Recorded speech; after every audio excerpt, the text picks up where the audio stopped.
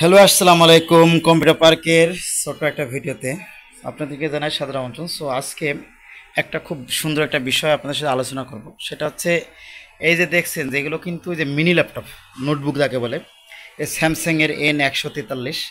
তো গতকালকে আমরা একটা স্যামসাং N142 প্লাস যেটা ছিল ওইটা কীভাবে নো পরে কাজ করছিলাম, কীভাবে নো ডিসপ্লে কাজ করছিলাম, অনেকগুলো প্রবলেম ছিল, কীভাবে প্রপিস সলভ করছিলাম সেটা কিন্তু দেখিয়েছিলাম। এবং আজকে আমরা আলোচনা করেছিলাম ট্রাবল শ্যুট ভিডিও নিয়ে আলোচনা করেছিলাম। আমরা তো আসলে এভাবে দেখাই না প্রপারলি, বাট ট্রাবল শ্যুট নিয়ে ভিডিও নিয়ে আলোচনা করি। তার আগে বলে রাখি, যারা আমাদের দিয়ে কাজ করতে চাচ্ছেন, আমরা professionally laptop motherboard desktop motherboard servicing করে থাকি। যারা আমাদের দিয়ে সার্ভিসিং করাতে চান তারা অবশ্যই যোগাযোগ করবেন আমাদের সাথে। আমরা ল্যাপটপের মাদারবোর্ড সার্ভিসিং করে থাকি, ডেস্কটপ মাদারবোর্ড সার্ভিসিং করে থাকি। সো যারা কুরিয়ারে পাঠাতে চান কুরিয়ারে পাঠাতে পারেন, সরাসরি চাইলে আমাদের দোকানে আসতে পারেন। আমাদের ঠিকানা আছে ঝিনাইদহ সদর সমবায় মার্কেট পৌরসভা গেটের অপোজিটে। টাইটেলে ফোন নাম্বার দিয়ে দিব। তো এখন কথা হচ্ছে এই যে ল্যাপটপগুলো কি উইন্ডোজ ব্যবহার করা লাগে। এই ল্যাপটপগুলো কিন্তু আপনি চাইলে উইন্ডোজ 10ও ব্যবহার করতে পারবেন, উইন্ডোজ 7 তা কিন্তু না, উইন্ডোজ 10ও ব্যবহার করতে পারবেন।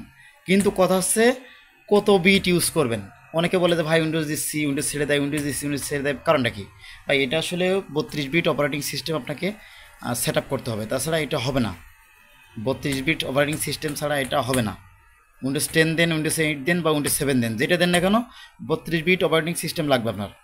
আর এইটার অনেকে বলে ভাই অনেক স্লো, এটা কি করা যায়? তো এটা আসলে ভাই 2 GB র্যাম থাকে, তো একটাই স্লট থাকে, তো আপনি চাইলে 2 GB ফেলে দিয়ে ডাইরেক্ট 4 GB করতে পারেন। এটা অবশ্যই কিন্তু আপনার 1333 বাস স্পিড র্যাম লাগে। এর থেকে আরেকটা ব্যাপার আছে, 1333 বাস স্পিড একটা পুরাতন ভার্সন আছে, কিন্তু আমরা দেখি 11,600 একটা আছে, 11,600 মানে কোড ওখানে লেখা থাকে। তো ওই র্যামটা কিন্তু আপনার চালাবেন, খুব ভালো হবে এটা। তো এটা DDR2 হয়, DDR3 হয়, এটা DDR3 ভার্সন আমার কাছে এটা আছে। এটা 4 GB হলে আর একটা SSD কার্ড হলে মোটামুটি ভালো চলে, মানে লেখালেখি ইউটিউবিং এইসব জন্য ঠিক আছে। তাহলে অন্য কোনো কাজ আপনি করতে পারবেন না, যেমন লেখালেখির কাজ, অফিসিয়ালি কিছু কাজ, হালকা পাতলা কাজ আছে।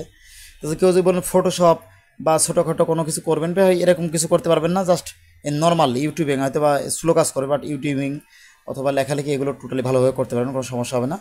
তো এটা আছে 32 বিট, যেটা দেন না কেন, যে উইন্ডোজ সেট আপ করে না কেন, এটা 32 বিট উইন্ডোজ আপনাকে সেট আপ করতে হবে, তাছাড়া কিন্তু এটা প্রবলেম হবে।